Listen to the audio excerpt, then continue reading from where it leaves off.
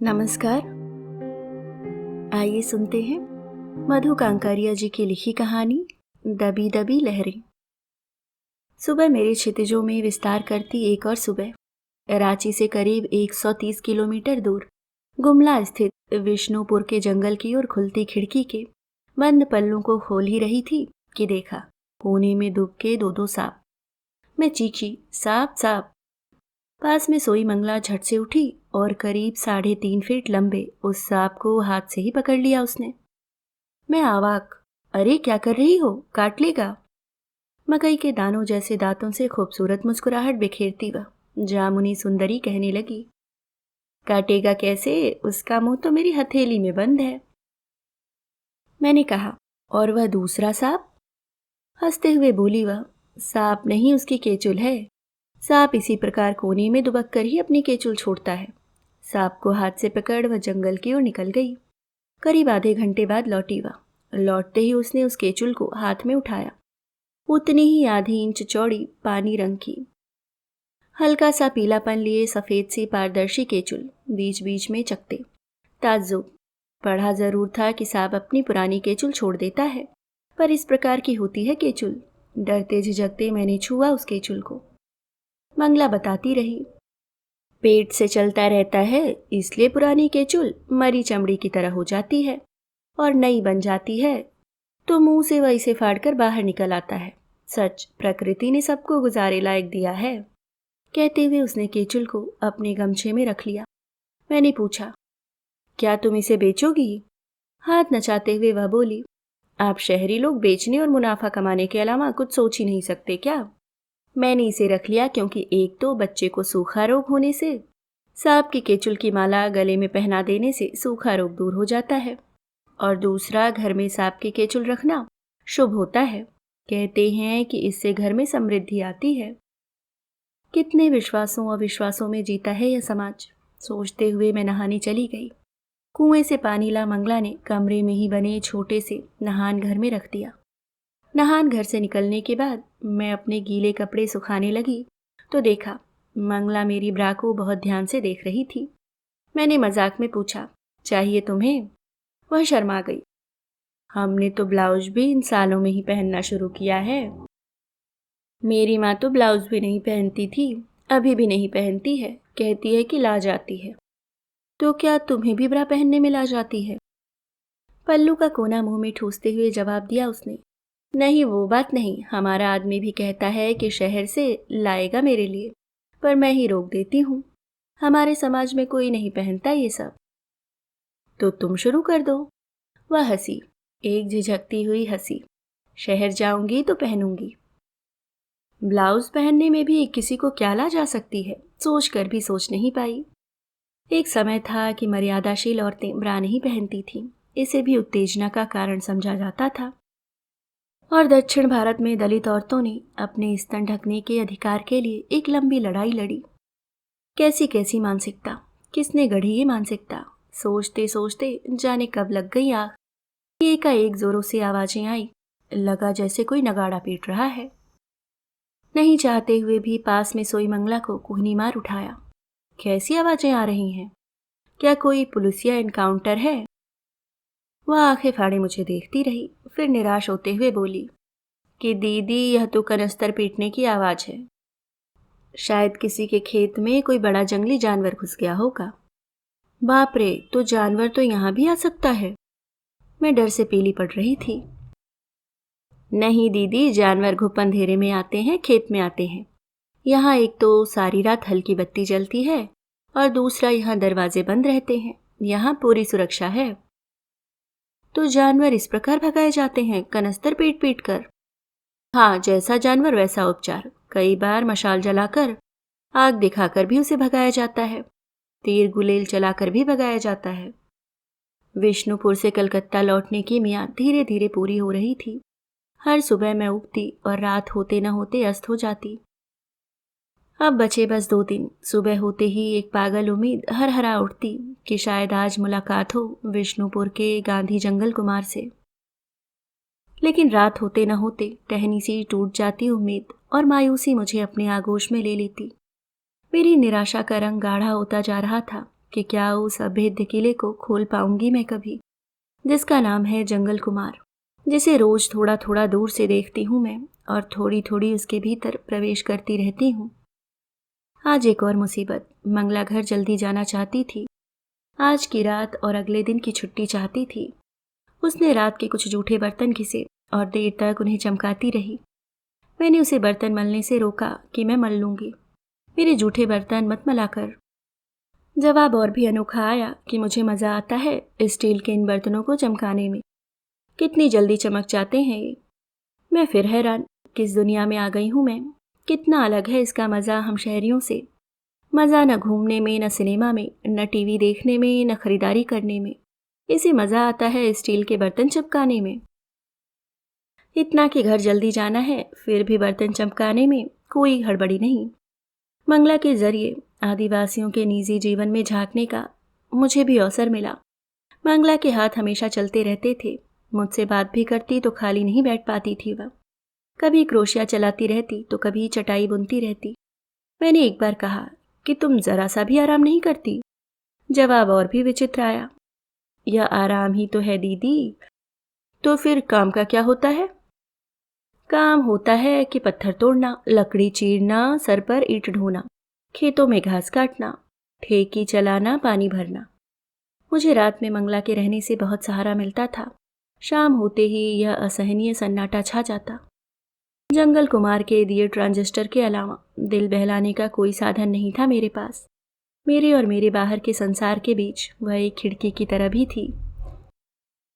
रात के सन्नाटे भरे धुंधले अंधेरों में जब भी मुझे पेशाब करने निकलना पड़ता, मंगला के साथ होने से मैं रास्ता भटकती नहीं थी।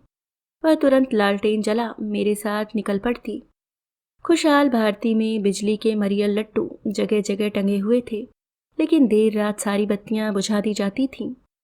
इसलिए डर और भी ताकतवर हो जाता था। यद्यपि वैसा डर नहीं था, पर मैंने सुना था कि रात यहाँ दीवार फांदकर कई बार पुलिस से बचने के लिए माओवादी छिपने चले आते हैं। यह भी सुना कि कई बार भालू और भेड़िया भी रात को आने की फिराक में रहते हैं। मोटे मोटे चूहे तो दिन में भी मेरे कमरे में धमाचौकड़ी मचाए रहते हैं। मैंने मंगला को अपने डर के बारे में बताया तो वह हंस पड़ी कि दीदी, खुशहाल भारती के भीतर कुछ डर नहीं है। फिर भी आपको डर लगे तो मैं अपनी बहन तिरकी को आपके पास सुला दूंगी। वह एकटक मेरी ओर देख रही थी। तिरकी? यह क्या नाम है? यह भी किसी पेड़ का नाम है क्या? नहीं, तिरकी चिड़िया को कहते हैं। बस एक रात की ही तो बात है, फिर तुम्हें कष्ट नहीं दूंगी।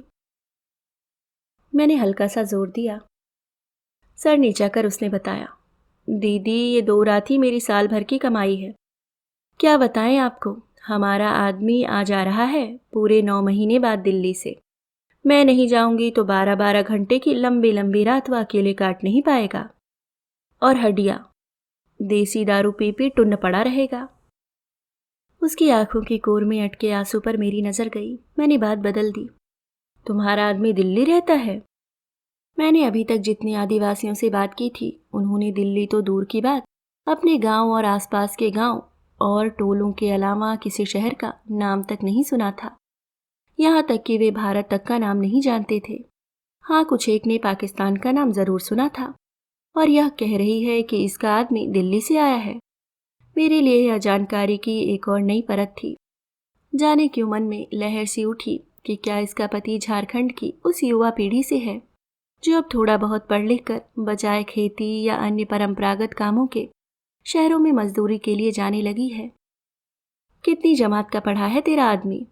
मेरे पूछते ही गर्व से उसका चेहरा चमक उठा।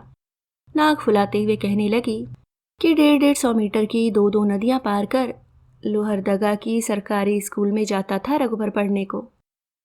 2-2 नदियां पार कर? 5 जमात के बाद सबसे नजदीक स्कूल वही थी। पहाड़ी जिंदगी की कठोरता आप मैदान वाले नहीं समझेंगे। पर वह दिल्ली गया ही क्यों? क्या बताएं दीदी, वह फिर अपने में खो गई। उदासी की एक हल्की बदली उसके चेहरे पर छा गई। बताओ दीदी, आपने क्या नगू बिरजिया का नाम सुना है? हम उन्हीं के परिवार से हैं। वे मेरे परदादा ससुर थे। वे हेमोटाइट पत्थर, कच्चे लोहे को भट्टी में गलाकर लोहा बनाते और उस लोहे से संडासी, त्रिशूल, हसुआ, खुरपी, तलवार, क्या क्या नहीं बनाते थे। बहुत जान होती थी उस लोहे में। उसमें जंग भी नहीं लगता था। पूरा गांव ही नहीं, हाडूब गांव तक लेते थे हमसे खेती के फाल, खुरपी, त्रिशूल, संडासी, औजार वगैरह। अभी तक वह भट्टी रखी है। उसके ऊपर लिखा है असुर भट्टी। नगु बिरजिया नाम मेरे जेहन में टंगा रहा। शायद यह वे ही नगु बिरजिया थे जिनके लिए मैंने कुछ साल पूर्व किसी अखबार में पढ़ा था, या विष्णुपुर के ही किसी आदिवासी के मुख से सुना था। मुझे ध्यान नहीं आ रहा था, पर जितना मुझे पता था उसके अनुसार देशज तकनीक से लौह बनाने वाले वे अंतिम शिल्पकार थे। मगध साम्राज्य से लेकर आज़ादी की लड़ाई तक में बिरजिया और असुर लोगों ने लौह तकनीक के बलबूते अपनी पहचान बनाई थी। वे उस बिरजिया समुदाय के प्रतिनिधि थे। कहा जाता है कि मगध नरेश ने लड़ाई के लिए अस्त्र शस्त्र का निर्माण इन्हीं असुर और बिरजिया लोगों से करवाया था। उसी परिवार की वर्तमान पीढ़ी मजदूर बन गई। तो बंद क्यों किया? मैंने पूछा तो वह नदी की बहती कलकल धारा की तरह अपनी राम कहानी गाने सुनाने लगी। क्या बताएं दीदी, हमारा लोहा और लोहे का सामान थोड़ा महंगा बनता था। बाजार में टाटा के लोहे का सस्ता सामान मिलने लग गया। तब लोगन क्यों खरीदेंगे हमारा सामान? सामान नहीं बिकता था। हमारे दादा ससुर ने सरकार से गुहार भी लगाई कि हमें थोड़ी सुविधा दे दीजिए, हम फिर से जी उठेंगे। ये टाटा बाटा ने हमारा ही ज्ञान चुराया है। सरकार ने दिल्ली के विज्ञान भवन में उन्हें सम्मिलित किया, लेकिन सुविधा नहीं दी। गुहार लगाते लगाते वे चले गए। हमारे ससुर को दिन के 4 किलो चावल के हिसाब से मजदूरी मिलती थी। बाद में वे खुशहाल भारती में काम करने लगे। जंगल कुमार उन दिनों बायोगैस प्लांट लगवा रहे थे। वहीं उन्हें काम मिल गया। हमारे आदमी को कभी दिल्ली तो कभी रांची में मजदूरी मिल जाती है। दिन का 110 रुपये मिल जाते हैं। इतना तो दूर के खेत में काम करने पर भी नहीं मिलता। माइंस में भी मजदूरी के मिलते हैं दिन का 100 रुपये। सो वे दिल्ली में मजदूरी करने चले जाते हैं। बस कर्मा और सरहुल पर घर आते हैं। बोलते बोलते दुख का दूसरा संस्करण उसके चेहरे पर छप गया था। मैंने मुलायम मुलायम स्वर में फिर पूछा, पति के दिल्ली जाने से इतनी दुखी हो तो रोका क्यों नहीं उसे इतनी दूर जाने से? उसने गर्दन उठा ताका मेरी ओर। तनिक विश्राम के बाद फिर बोली, रोकती क्यों? मैं तो मना रही थी कि उसे भी मौका मिले। गांव के सभी जुआन लड़का तो चले गए थे, उसके सभी संगी साथी चले गए थे। यहाँ तो सुबह 5 बजे से रात तक हड्डी तोड़ मेहनत के बाद भी खाने के लाले पड़े रहते थे। दिन के 12 बजे के पहले कभी खाना नसीब नहीं होता, बल्कि हम तो दातुन ही 12 बजे करते। कोई मोटा सा चूहा धम से मेरे पास कूदा। मैं चीखी। वह हंस पड़ी कि आप शहरी बड़े डरपोक होते हैं, कुछ नहीं करेगा। मैंने फिर पूछा, तो क्या तुम सुबह चाय नहीं पीते? चाय?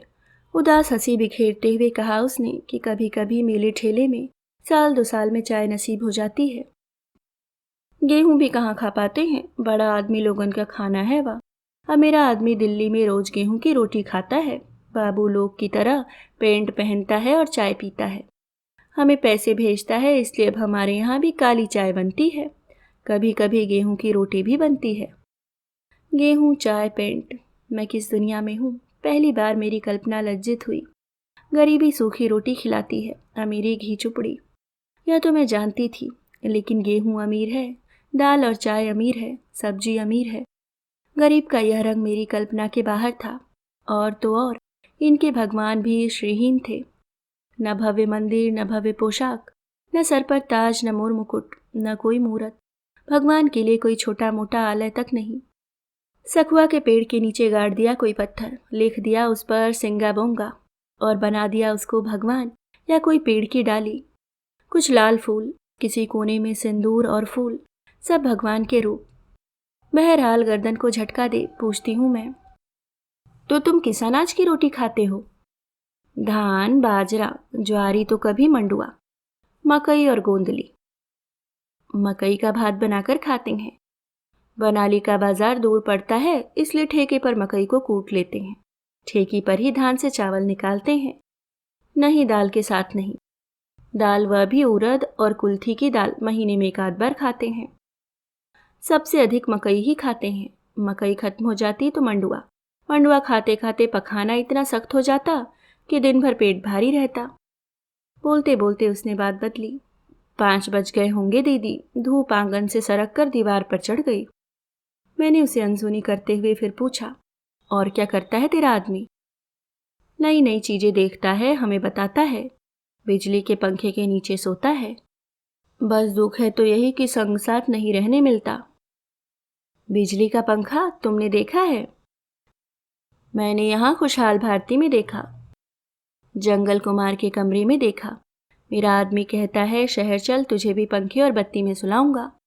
मैं पूछती हूँ कब ले चलेगा तो चुप हो जाता है। यहाँ तो हम ढिबरी में रात गुजारते हैं, उसके लिए भी केरोसिन तेल का टोटा पड़ा रहता है, जैसे तेल नहीं घी हो। रात गहराते ही बुझा देते हैं ढिबरी कि बेशी तेल न जले। एक बार ढिबरी बुझाने गई कि कैसा तो धक्का लग गया और ढिबरी का जलता तेल मेरे पांव पर गिर पड़ा। तो मेरे ससुर कहें कि इतना तेल बर्बाद किया। उन्हें यह चिंता नहीं थी कि मेरा पांव जल गया। अब मेरा आदमी पूरी रात बिजली के लट्टू में रहता है। अकेला नहीं, 8 लोगों के साथ एक कमरा में रहता है, इसलिए तो मुझे नहीं ले जाता। मैं सब समझती हूँ, हर एक को किराया देना होता है।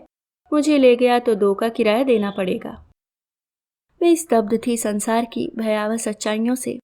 हर दिन एक नया परिचय हो रहा था मेरा। कल सिर्फ कुछ खाने वाले पत्तों के लोभ में एक आदिवासी युवती हादसे में अपने प्राण गंवा बैठी, और आज का यह सत्य। कहाँ ठहरते हैं इनके दुखों के आगे मेरे दुख। मैंने कभी नहीं सोचा था कि इस तरह का भी जीवन हो सकता है। मुझे अपच हो रहा था। मैंने और पूछना बंद किया, बस उसे देखती रही। उसकी आंखों में पति मिलन के स्वप्न अखुआ रहे थे। उसे रोकना उस पर अन्याय करना होता। मैंने अपने को रोका और उसे जाने दिया कि बस एक रात की ही तो बात थी। अगली सुबह मुझे रांची एक्सप्रेस से कोलकाता के लिए रवाना हो ही जाना था। जाने की व्यवस्था खुशहाल भारती के कार्तिक दा के जिम्मे थी। नई पीढ़ी की मंगला ने जाने के पहले छोटे से शीशे में अपने चेहरे का मुआयना किया, बाल ठीक किए, फिर बैग से फेयर एंड लवली का छोटा सा पाउच निकाल क्रीम को अपने चेहरे पर मला। मैं हैरान, तो तुम्हें कहाँ से मिला यह? रघुबर ने दिया था, मुझसे कहा इसको लगा तू भी गोरी हो जाएगी। दिल्ली से लाया होगा, मेरे मुंह से निकला। नहीं दीदी, यहाँ हाट में मिलता है। हाट में? हाँ, हर सप्ताह यहाँ हाट लगती है। आसपास के सभी गांव के लोग 10-10 मील चलकर हाट से सामान खरीदते हैं। हम एक साथ सप्ताह भर के खाने का सामान खरीद लेते हैं। सब चीज मिलती है वहाँ। धान, ज्वारी, सब्जी, हडिया, ताड़ी, चप्पल, खिलौने, कपड़ा, मिल्की साड़ी, बर्तन, रस्सी, घड़े, पाउडर, क्रीम, साबुन, कंघी, इत्र, फुलेल, लिपस्टिक से लेकर गाय, भैंस, बकरी तक बिकती है। और हाँ दीदी, फेयर एंड लवली भी मिलता है। वाह, बिजली चाहे नहीं पहुंची हो, पर यहाँ भी पहुंच गया फेयर एंड लवली। पर फेयर एंड लवली के लिए पैसे बच जाते हैं। वह शर्मा गई। मेरा आदमी कहता है फेयर एंड लवली लगाएगी तो तुझे भी दिल्ली में कोई छोटी मोटी नौकरी मिल जाएगी। सच दीदी, उसने अपनी आंखों से टीवी में देखा था कि एक लड़की ने फेयर एंड लवली लगाया और उसे तुरंत नौकरी भी मिल गई।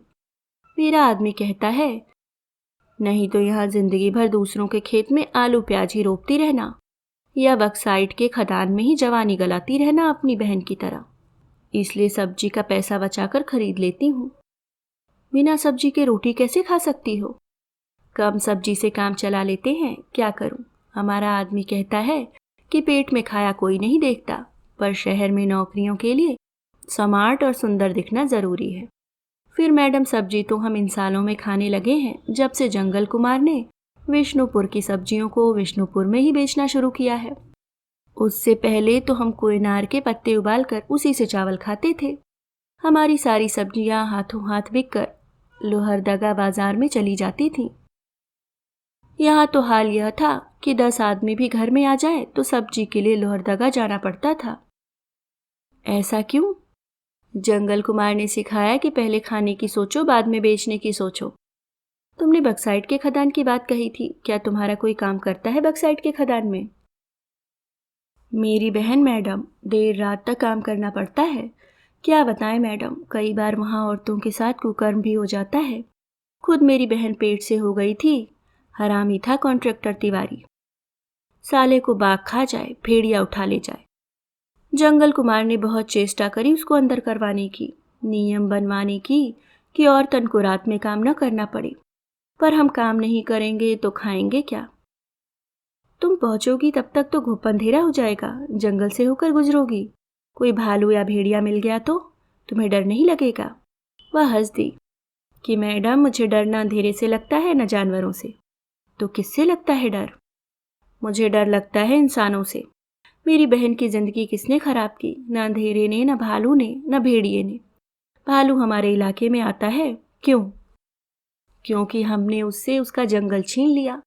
खुशहाल भारती के पीछे की खाली जगह पर हम लोगों ने बड़ी वैरायटी वाली मूंगफली की फसल लगाई थी, बेरसा बोल्ड मूंगफली। लेकिन पौधे अभी तैयार भी नहीं हुए थे कि खुशहाल भारती के बच्चों ने उसे खाना शुरू कर दिया। मैंने मना किया तो श्रम निरक्तन की सहायिका चंद्रमती कहने लगी, भालू चोर है, सारी फसल खाकर नष्ट कर रहा था, तो वह खाए, उससे अच्छा है हम ही खा लें। तब जंगल कुमार ने कहा, चोर भालू नहीं, चोर हम हैं। आज जहां यह खेत है, पहले वहां भालू का घर था। तब हम उसे चोर नहीं दोस्त कहते थे। हमने उससे उसका घर छीन लिया तो भालू कहाँ जाएगा? जंगल कुमार को खतरा किससे है? न अंधेरे से, न जानवरों से। उन्हें खतरा है उनसे जो हमसे हमारा घर जंगल छीन रहे हैं। लेकिन हम भालू की तरह चुप नहीं रहेंगे, नहीं तो बदली परिस्थिति में हमें भी चोर कहा जाएगा। मैं चुपचाप देखती रही उसे, उसके तेवर। उसने दरवाजे के पीछे से एक पॉलीथीन बैग निकाला और उसके अंदर में जतन से रखी अपनी चप्पल बाहर की, अपनी फटी बिवाइयों वाले पैरों को उसमें डाला और चल दी। हल्के हील की यह चप्पल भी क्या तुम्हारा रघु लाया है? वह हंस दी। आपको लगता है कि हर चीज दिल्ली से ही आती है? नहीं, उन दिनों तेंदू पत्ते बेचकर मैंने 50 रुपये कमाए थे। यह चप्पल मैंने अपनी सहेली से वहीं 50 रुपये और 2 जोड़ी मुर्गों के बदले में ली।